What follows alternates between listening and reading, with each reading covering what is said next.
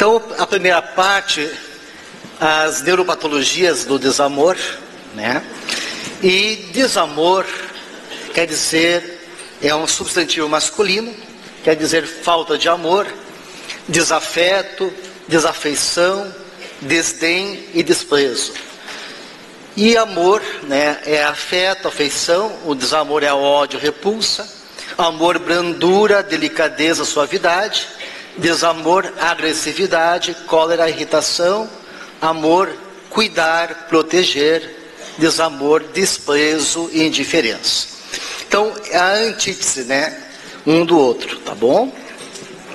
E esse desamor, ele vai se expressar em todos os níveis de relacionamento humano, seja conosco mesmo, na ausência do amor por si próprio, né, o vazio, gerando o vazio, insegurança, o medo, a desconfiança, a ausência de amor pelos outros, a indiferença, o egoísmo, o desprezo, e a perturbação do sentimento do amor em relação a si, gera culpa, irritação, vaidade e orgulho, em relação aos outros, ódio, agressividade, cólera, inveja, raiva.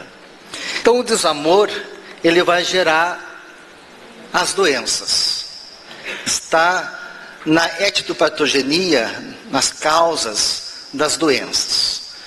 E nós vamos tentar passar para vocês esse entendimento, né? Todos os nossos sintomas emocionais, tudo aquilo que nós produzimos a nível de emoções, vão afetar o nosso corpo humano. E Emmanuel, ele vem afirmar isso, dizendo que todos os sintomas mentais depressivos influenciam as células em estado de mitose, estabelecendo um fator de desagregação.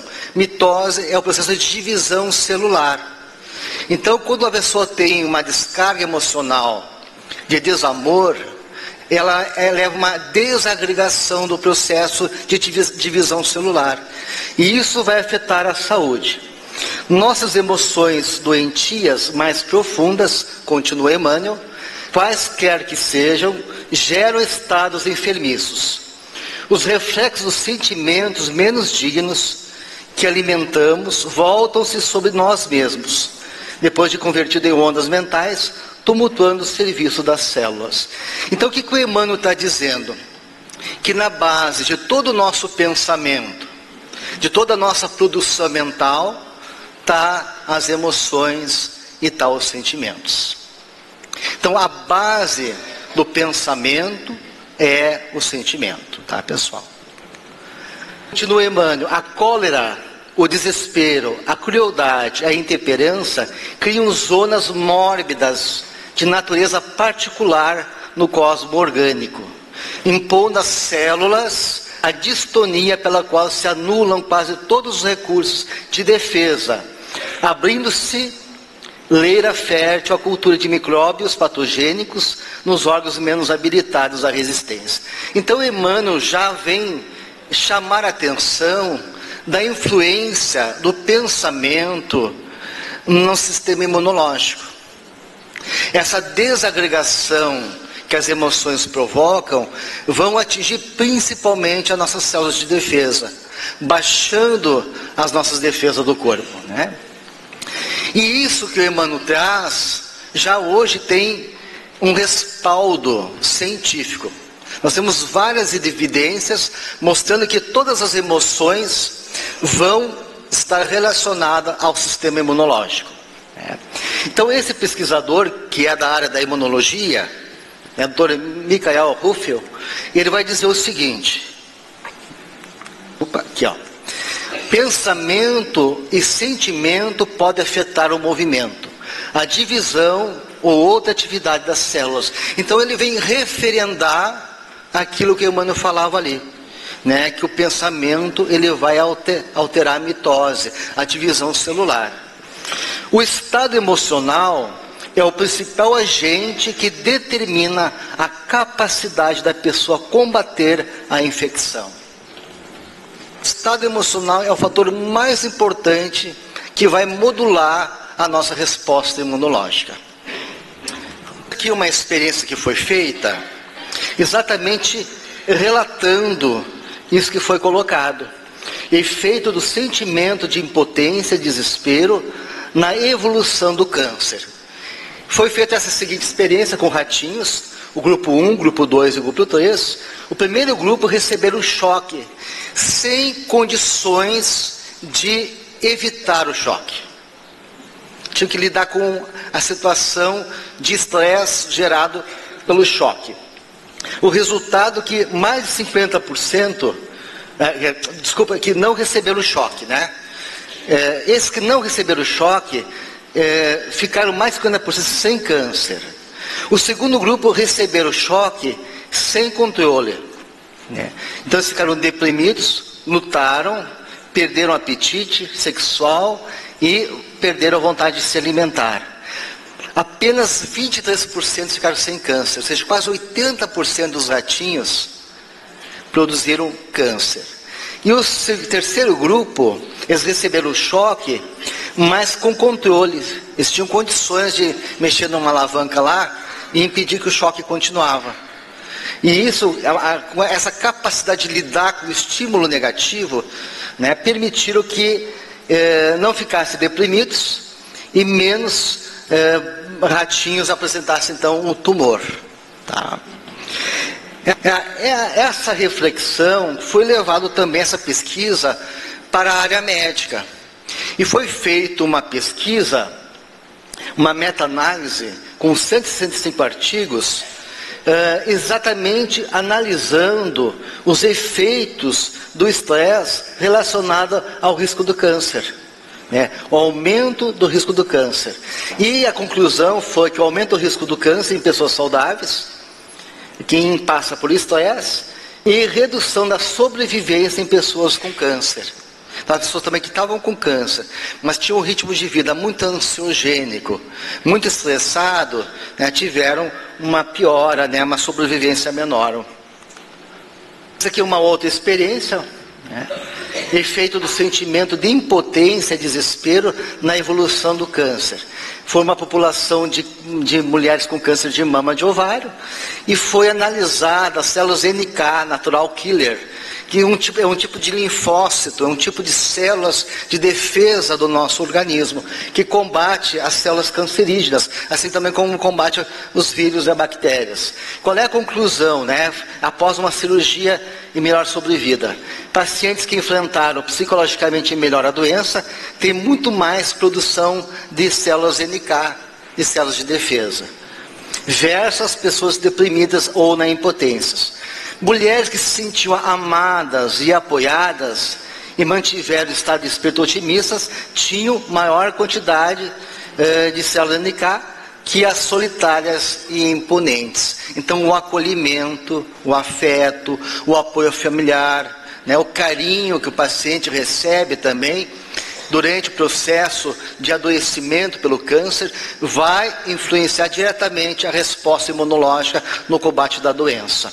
Tem aquela experiência também que ficou clássica na área da psicologia, em que foi feito uma seguinte experiência. Se colocou um grupo de pessoas, como aqui, e se mediu a imunoglobulina A na saliva dessas pessoas, que é um tipo de anticorpo. Após se passou um filme de guerra, de violência. Após o filme, se mediu novamente a imunoglobulina na saliva. O que aconteceu? Ela baixou. As cenas de violência, as cenas de agressividade, de desamor, provocou um efeito de baixa imunidade. Foi feito diferente. Botaram as pessoas também novamente num salão, mediram as imunoglobulinas na saliva e depois passaram um filme da Teresa de Calcutá fazendo a caridade, atendendo as pessoas, acolhendo aquele amor dela, levantando o ânimo, né, passeando pelo hospital, trazendo sua palavra de conforto e carinho. E depois se mediu as imunoglobulinas e elas subiram. Então a gente vai ver que realmente as células imunológicas estão relacionadas às nossas emoções. Aquilo que nós sentimos, isso é imediato.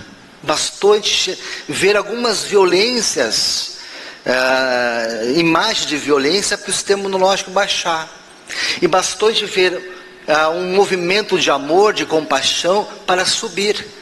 E aí voltamos na exposição que houve sobre psicologia, que falava da importância de nós escolhermos, né, as imagens, baseado no otimismo, de alimentar no nosso dia a dia pensamentos positivos, imagens positivas, conversações positivas, que realmente isso vai estar diretamente interferindo na nossa saúde física. E essa aqui também é uma pesquisa que ficou clássica na medicina, que é a classificação da tipologia de personalidade A e B. A personalidade A é pessoas mais agressivas, sempre envolvidas em lutas crônicas, né, e incessante, querendo vencer a tudo e a todos. E a personalidade tipo B seriam pessoas menos agressivas, mais cooperativas, mais tranquilas. E o que se observou? Que as pessoas do tipo A tinham mais propensão a doenças cardiovasculares do que as pessoas do tipo B. Tá? Por quê? Porque o estresse aumenta as catecolaminas, né, que vai favorecer a arritmia cardíaca, hipertensão arterial, aumenta o cortisol, que é o hormônio do estresse. O cortisol alto baixa o sistema imunológico, há uma propensão a diabetes tipo 2, forma uma possibilidade maior de formar placas de ateroma, que vão provocar obstrução nas coronárias. Essa aqui é uma publicação que houve, falando sobre o coração partido, né? Que é um pesquisador americano que mostra que a falta de relações sociais, as pessoas muito solitárias, tem o maior fator de mortalidade. Estatísticas americanas revelam que a falta de companhia humana, a morte súbita de uma pessoa amada e a solidão crônica são fatores significativos na ocorrência dessas doenças, que é a mortalidade do coração. A mortalidade, nesse caso, é 2 a 5 vezes maior para divorciados, viúvos e solitários que a população geral. Então, querem uma dica? Suportem a sua cara metade.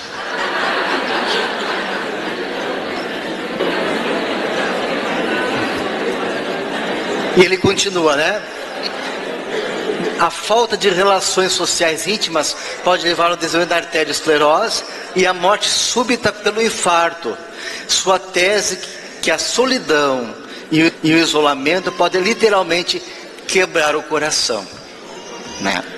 Que é o título do livro que ele desenvolveu. É um livro antigo, mas que continua extremamente atual, né? Esses estudos continuaram, né? E isso é uma preocupação mundial hoje em dia, né? Que relacionando a solidão crônica, o isolamento social, com doenças e risco de maior morte prematura. Trabalho científico demonstra que os solitários estão mais sujeitos à arteriosclerose, diabetes, hipertensão arterial, acidente vascular cerebral, ataque cardíaco, aceleração do envelhecimento e deficiências imunológicas, sem contar o alto índice de suicídios. Nas contas da Sociedade Brasileira de Psiquiatria, é provável que a solidão esteja relacionada a 50% de suicídios em todo o mundo. Tá? A solidão está associada ao aumento de quase 1/3 de risco de sofrer doenças cardiovasculares. Um estudo feito em Chicago concluiu que as pessoas que sofrem de solidão têm maior probabilidade de pressão arterial sanguínea alta no futuro. E isso é tão importante, tão significativo, essa estatística, que alguns pesquisadores estão alertando para se fazer um alerta com relação à questão do isolamento social e a solidão, que aumenta 30% do risco de morte prematura, né? A solidão deveria ser encarada como um problema de saúde pública, como é o tabagismo e o alcoolismo. E isso tende a agravar cada vez mais, principalmente numa sociedade que está envelhecendo muito. Nós observamos que a criança ela recebe um pouquinho mais de cuidado da sociedade. Ela de uma certa maneira, ela mexe mais com a empatia do coletivo. O idoso geralmente ele sofre mais, ele é esquecido. E nós já mudamos aqui no Brasil a pirâmide. Antigamente tinha mais crianças e adolescentes do que velhos. Hoje já se inverteu. Nós temos mais idosos do que crianças e adolescentes. E isso tende a aumentar. E nós temos que saber lidar com essa velhice. E uma das situações preocupantes desse período da velhice é realmente essa questão do isolamento.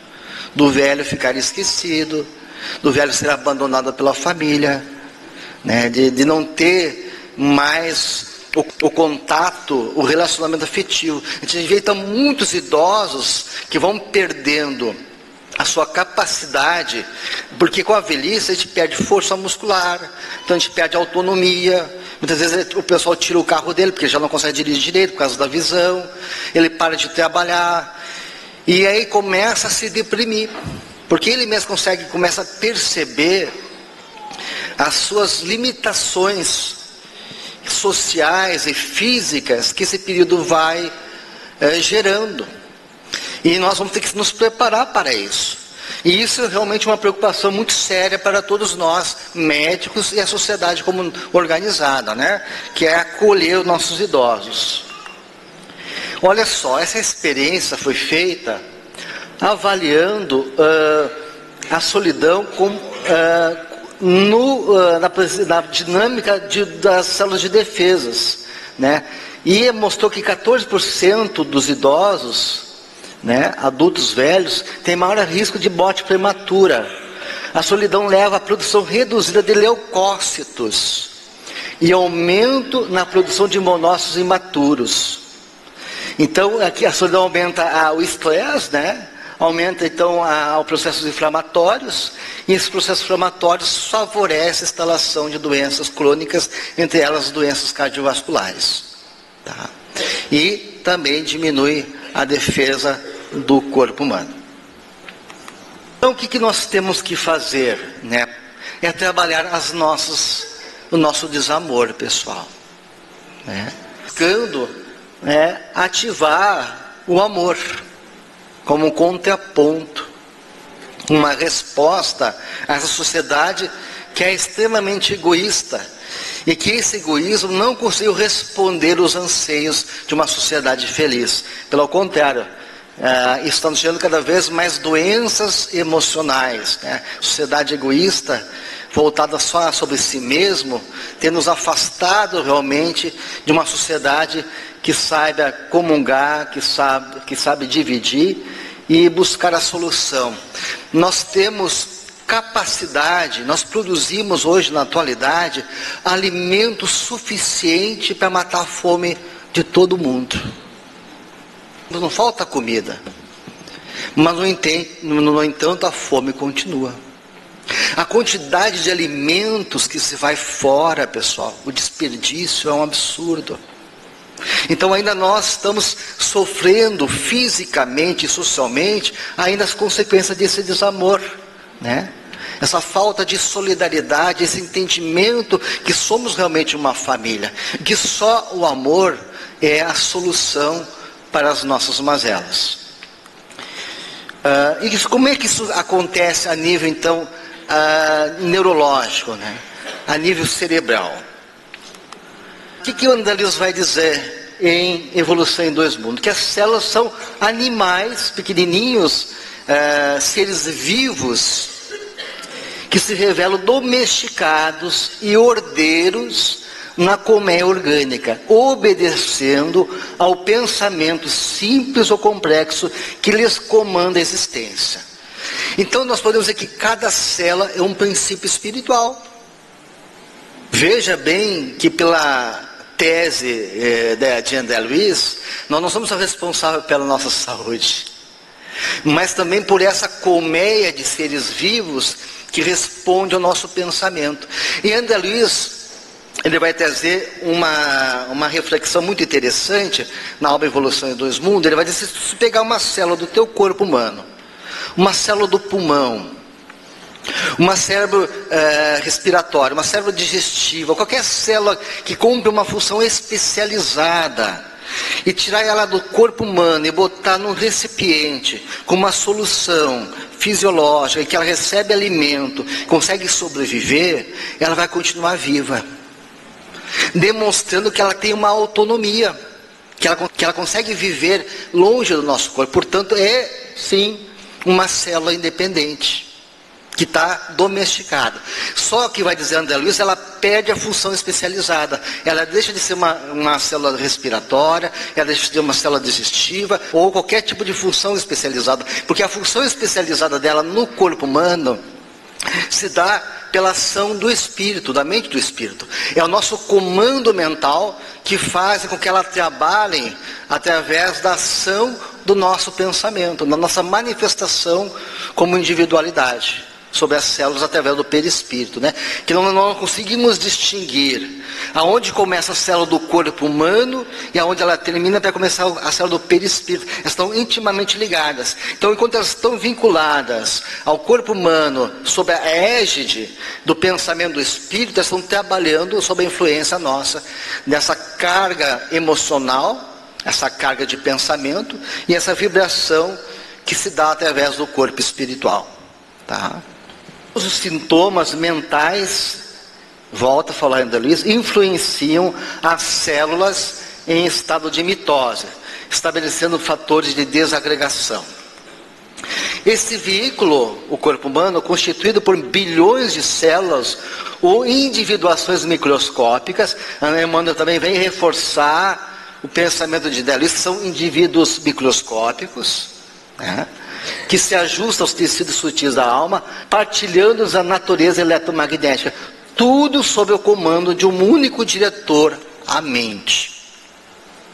Então todo o nosso cosmo orgânico, todo esse potencial, né, de células que nós temos no corpo humano, produzindo incessantemente substâncias químicas, trabalhando, produzindo sucos digestivos, respirando, movimentando forças musculares, tudo isso aí está sob o nosso comando mental, diretamente. E é imediato. Tudo que é pensamento, tudo que é sentimento, vai ter um reflexo a nível motor, vascular, a nível de substâncias endócrinas, né? Vai ter uma resposta fisiológica. Tudo que é emoção tem uma ação fisiológica imediata, pessoal.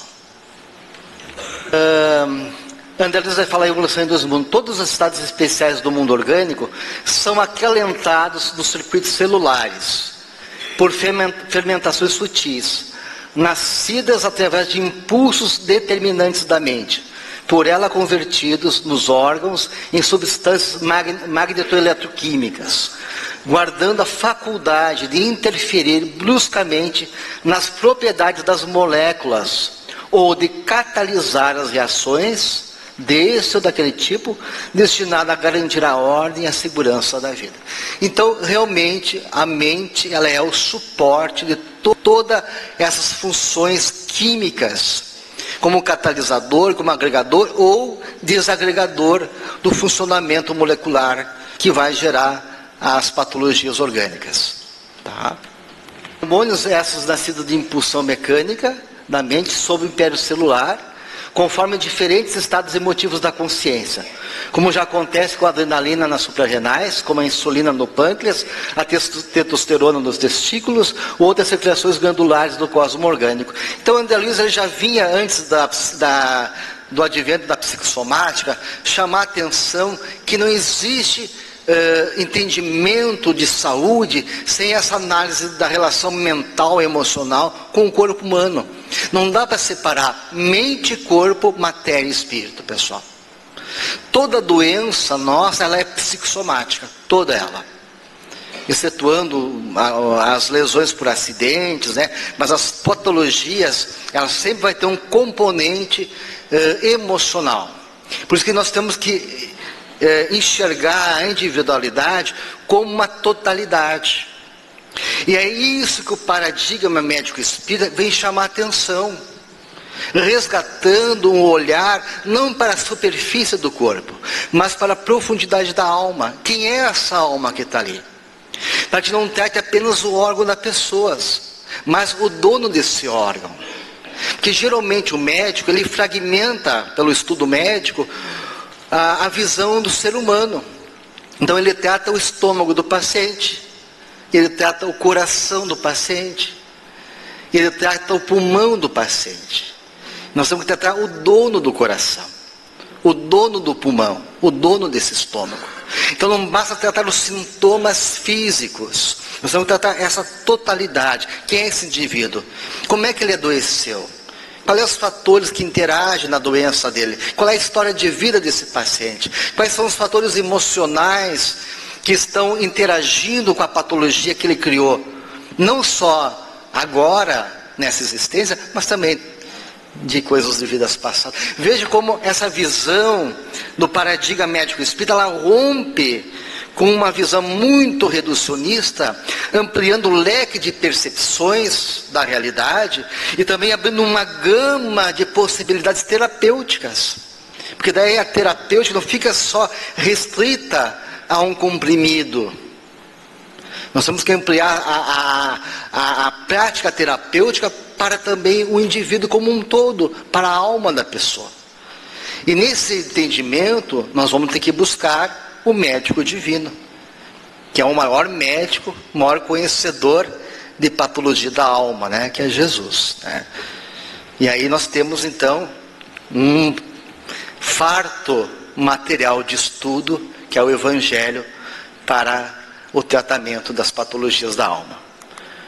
Então, como fala a espiritualidade, né?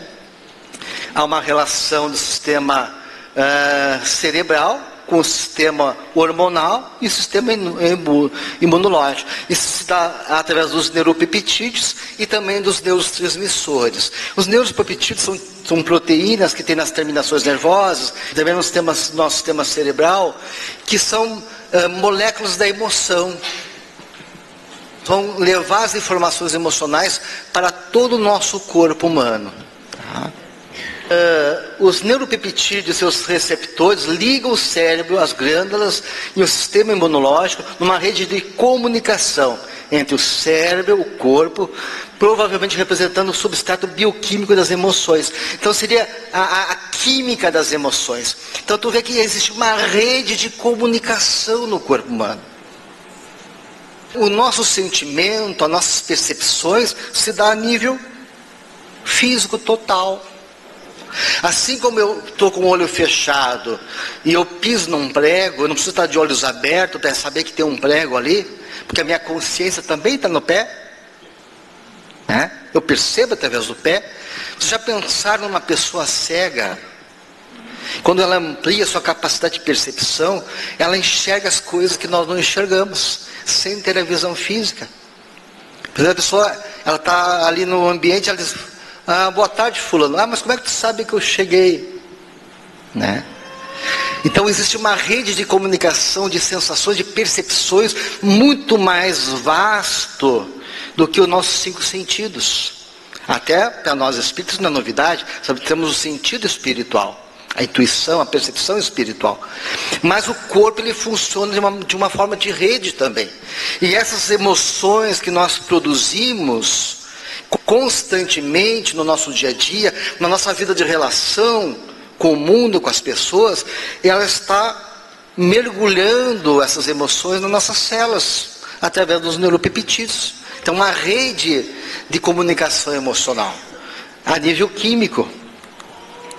Aí continua então Kant se perde, né? O substrato bioquímico das emoções, os neuropeptídeos, estão em constante comunicação com o sistema imunológico, parecendo controlar a migração das células imunológicas, mecanismo através do qual a saúde e a doença são geradas. Aquilo que nós falamos antes no início, toda emoção vai modular a resposta imunológica.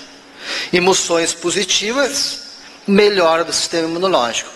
Emoções negativas, piora do sistema imunológico. Está muito bem estudado e entendido já pela medicina.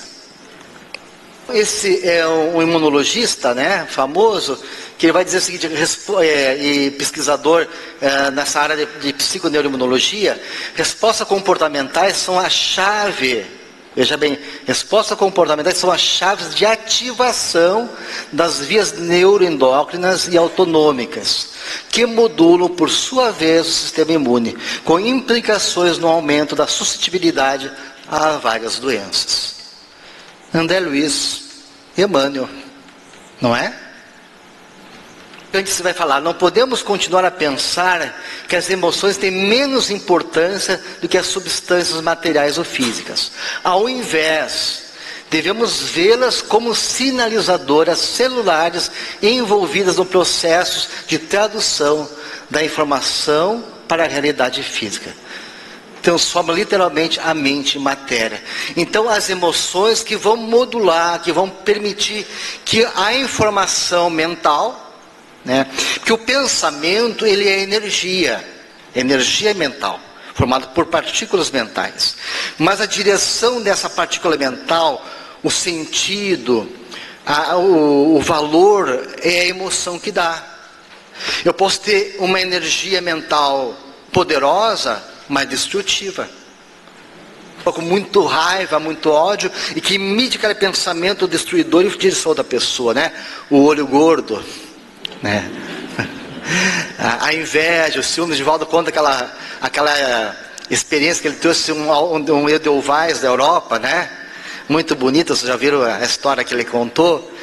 E ele cuidava com muito carinho, ele resolveu mostrar para uma amiga. Amiga, meu Deus, Divaldo, que maravilha esse Edelweiss. Daí quando ele chegou em casa, Divaldo, teu Edelweiss vai morrer. Ele, mas como? Ah, porque não sei, tem uma coisa em mim, quando eu gosto de alguma coisa não tenho, morre. Né? Ah, o Divaldo que correu foi dar passe na planta, né? Mas não adiantou, ela morreu. Porque o magnetismo já tinha atingido, né? O olho é a janela da alma, né? Então o nosso olho, não é que o olho ele instiga, na verdade a visão permite despertar em nossos interesses, desperta em nós coisas boas ou coisas menos boas, né? Então o olho gordo nada mais que é a inveja, né? A emissão do pensamento, e é capaz realmente de matar, pessoal. Assim como a recíproca é verdadeira. O pensamento de prece, radiação, um trabalho mediúnico é capaz de curar, de levantar as pessoas. O que é a mesma energia? Só que movida por sentimentos diferentes. Então é a emoção, o sentimento que dá o tônus do pensamento. Assim como a energia atômica. Eu posso pegar uma energia atômica para destruir uma cidade através de uma bomba atômica. Eu posso usar aquela energia nuclear para bombardear um tumor e curar a pessoa. É a mesma energia. A direção é a inteligência que dá por trás, movida pelo seu sentimento de destruir ou de curar, é que vai dar o efeito desse pensamento. A mesma coisa aqui, né? É a emoção, o sentimento que vai usar as forças do nosso corpo em nosso favor ou contra nós mesmos. Então os fatores psicológicos são capazes de alterar a imunidade, porque elas modulam a função autonômica e libertam hormônios perificamente que modulam a imunidade. Assim, qualquer efeito psicológico que altere esses fatores neuronais e hormonais é capaz de modular a imunidade. Então, pesquisas médicas, principalmente feitas com doenças crônicas, doenças autoimunes. O que são doenças autoimunes? São doenças em que a pessoa tem uma autodestruição, em que as células de defesa do corpo humano, em vez de defender apenas o corpo, ele passa a destruir as suas próprias células normais. É como se não tivesse um problema de autorreconhecimento, problema de comunicação interna. As minhas células de defesa não reconhecem que minhas células são células minhas e passam a atacar a mim mesmo. Então eu tenho pneumonia linfocítica, artrite reumatoide, né? Tem doenças degenerativas causadas por problemas autoimunes. Então a doença autoimune é um colapso nas informações, na comunicação interna. E pesquisas médicas, analisando esses pacientes com doenças autoimunes, identificaram algum fator emocional na história daquele paciente que desencadeou aquela doença autoimune.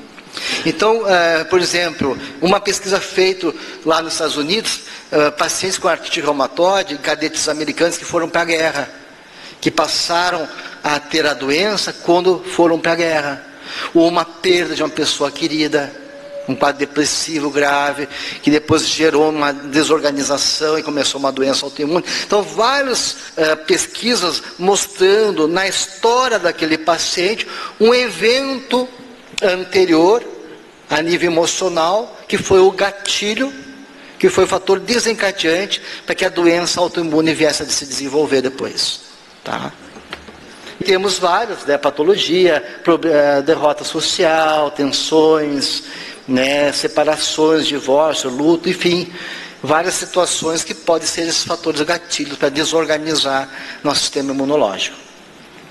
Estado de humor como a depressão estão associados à desregulação do eixo hipotálamo-hipófise, e esses doentes têm frequentemente níveis de cortisol elevado. É chamado hormônio do estresse, né? O cortisol é o hormônio que nós temos o pico às 8 da manhã, que faz nos acordar, depois tem um pico às 4 da tarde, ele nos dá um pouquinho de ânimo, né, de despertar, e o cortisol ele aumenta muito quando nós estamos nessa fase de ansiedade e tensão do dia a dia, do estresse. Se o cortisol alto e constante chama de carga alostática, que o estresse é uma coisa, a resposta ao estresse é uma coisa positiva. Quando a gente está se sentindo ameaçado por uma situação, nós liberamos uma série de substâncias bioquímicas para o corpo poder responder com rapidez. Então o coração bate mais rápido, por hormônio chegar onde tem que chegar, libera glucagon, há uma explosão de força muscular. Eu sou capaz de pular aqui, se pegar fogo aqui, né, sair correndo e dar um jeitinho de arrombar ali, porque eu me torno um super-homem. Então a resposta ao estresse nos prepara ou para a fuga ou para o enfrentamento do perigo.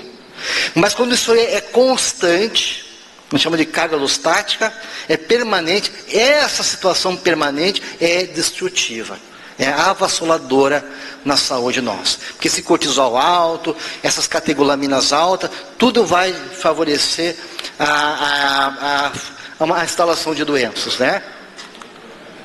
Assim podemos concluir, aqui Emmanuel, viu? Não nos esquecemos assim de que apenas o sentimento reto pode esboçar o reto pensamento. Veja bem, novamente a espiritualidade falando que o sentimento é que pode estabelecer o pensamento reto. Então a gente fala assim, vamos mudar nosso pensamento. O Espírito diz isso, né? Temos que mudar nosso pensamento. Isso está equivocado se nós não olharmos para o sentimento. Porque muitas vezes fica pensando, a gente fica preocupado com a ideia. Não posso pensar mal daquela pessoa. Mas qual é o sentimento que está por trás daquele pensamento? É inveja? É ciúmes? Então, é isso que temos que estar atento. O sentimento reto pode esboçar o reto pensamento, sem os quais a alma adoece pela carência de equilíbrio interior, imprimindo no aparelho somático os desvarios e as perturbações que lhe são consequentes. Então nós temos que transformar o desamor, né, que é o sentimento destrutivo, em sentimento de amor. E eu vou sugerir para vocês em casa, com muita calma, vocês lerem esse capítulo do livro Instruções Psicofônicas, 41, né, que é uma mensagem de Aulus. Aulus é aquele mensageiro que aparece no livro do Domínios da Mediunidade, André Luiz. E a mensagem que ele fala nesse capítulo é exatamente isso: sentimento. De uma maneira muito rápida aqui, ele vai dizer o seguinte, sabemos que a fotografia, que o clichê, naquela época a fotografia usava película, tá? Os mais novos acreditem nisso, viu, pessoal? Isso existia. E era difícil, né? Tinha que botar o filme ali, tinha que cuidar para não queimar, e só sabia se ia ser a foto boa depois que é revelada, né? Dança. Mas ele usa essa imagem, né? A fotografia que o clichê é a imagem negativa, obtido na câmara escura, do qual podemos extrair inumeráveis provas positivas. Assim também o pensamento é a matriz que compomos na intimidade do ser, com o qual é possível criar infinitas manifestações de nossa individualidade. Então vai dizer que o pensamento é a película. Inúmeras possibilidades. Tá? Mas a formação do clichê, ou seja, a imagem, depende da película sensível, que em nosso caso é o sentimento antecedendo-se toda e qualquer elaboração de ordem mental. Então é o sentimento que vai imprimir na película o pensamento. Né? É imprescindível dessa forma melhorar sempre e cada vez mais as nossas aquisições de fraternidade. Sem fronteiras, pessoal. E essa fraternidade começa na pequena família. Como é que a gente vai amar a grande família se a gente não consegue suportar a pequena família? Porque nós temos uma tendência como espírito pensar só em coisas grandes. Eu quero ser um grande orador, quero ser um grande médium, quero ser um grande trabalhador. Mas o segredo não está nas coisas grandes, está nas coisas pequenas. É a pedrinha no sapato que nos incomoda. Tem grandes oradores, né? Grandes dirigentes de casas espíritas, mas que não suportam a família. Da história daquele grande orador, né? Que estava dando uma palestra maravilhosa. A gente sabe que o banheiro é o local de reuniões das mulheres. Elas vão lá para conversar e trocar ideia, né? Aí teve o intervalo da palestra e as mulheres, puxa, que orador maravilhoso. A mulher gosta que homem que fala bem, né? Que orador, mas ele é é um monstro, né? Que cara maravilhoso. E saiu uma senhora ali no banheiro e diz: olha, esse orador é a esposa da minha amiga. E a amiga já estava saindo também lá, né? E aí as mulheradas: mas tu tem um homem maravilhoso, tem um monstro na tua casa. Ela diz: olha, um monstro eu conheço, o maravilhoso ainda não apareceu. É imprescindível dessa forma melhorar sempre e cada vez mais as nossas aquisições de fraternidade, entendimento e simpatia. A estrela é conhecida pela luz que desprende de si mesma. A presença da flor é denunciada pelo perfume que lhe é característico. A criatura é identificada pelas irradiações que projeta. Sorvemos ideias, assimilamos ideias e exteriorizamos ideias todos os dias. É imperioso assim, em nosso intercâmbio uns com os outros, observar os nossos estados sentimentais, viu, pessoal? Então não basta olhar para o pensamento, tem que olhar para o sentimento que está por trás. Nas bases de nossas reflexões e raciocínios, como origem de nossas vitórias ou de nossa derrota em qualquer luta vulgar. E continua Aulus: o ódio é comparável à hiena, espalhando terror e morte. A inveja é semelhante à serpente que rasteja, emitindo raios de venenoso magnetismo. O ciúme parece um lobo famulento, estendendo aflição e desconfiança. A agressividade assemelha-se ao ouriço, arremessando espinhos na direção daqueles que lhe respiram a presença. O amor é comparável ao sol que aquece e ilumina. A compreensão copia a fonte amiga. A tolerância fraterna é qual árvore que serve e ajuda sempre. A gentileza é a irmã da música construtiva, desdobrando consolações e mitigando infortúnio. O sentimento elevado gera pensamento elevado. E o pensamento elevado garante a elevação da existência. Sintamos bem para bem refletir, assegurando o bem na estrada que fomos convidados a percorrer. Damos a higiene mental, entretanto, não nos esqueçamos de que a casa, por mais brilhante, por mais limpa, não viverá feliz sem alimento. E a bondade é o pão das almas. Em razão disso recomendou-nos o Divino Mestre em sua lição imperecível: amai-vos uns aos outros como eu vos amei. Então é muito bom nós estamos aqui estudando, refletindo e aprendendo. Mas se nós não descermos do alto do cume e para o vale aplicar o conhecimento, de nada disso valeu a pena. Tá? Na verdade, o pensamento é a causa da ação. mas o sentimento é o molde vibrátil em que o pensamento e a causa se formam. Sentindo, modelamos a ideia. Pensando, criamos o destino.